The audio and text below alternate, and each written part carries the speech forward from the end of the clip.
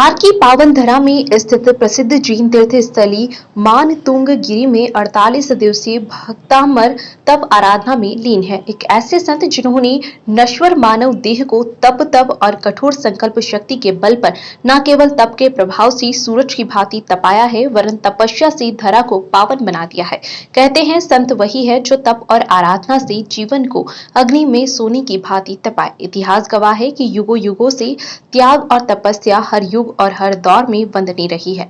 भौतिकता और आधुनिक युग की चकाचौंध से दूर कोई तपस्वी युग पुरुष होगी एड योगी ही होता है। हम चर्चा कर रहे हैं एक ऐसे दिगंबर जैन संत की जिनका जन्म राजस्थान के प्रतापगढ़ जिले के झांसली गांव में सेठ गेंदमन व माता सुंदरबाई के यहाँ हुआ। 15 जुलाई 1964 को हुआ। सांसारिक जीवन व्यतीत करने के पश्चात अचानक वैराग्य के भाव उत्पन्न होने पर आपने संयम की राह चुन ली, जिनका की धार के जैन अनुयायियों को दूसरे चातुर्मास का लाभ मिल रहा है।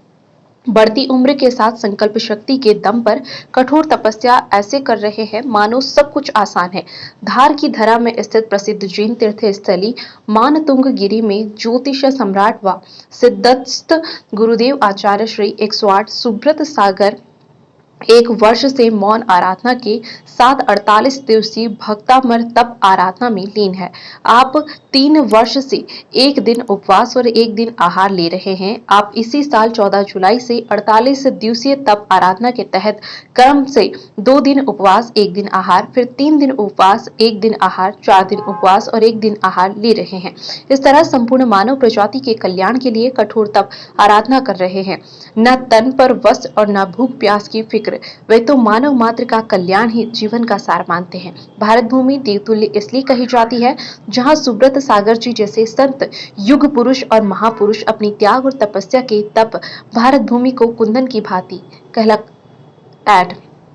भारत भूमि को कुंदन की भांति महकाते हैं। इंदौर से नवीन जैन की रिपोर्ट।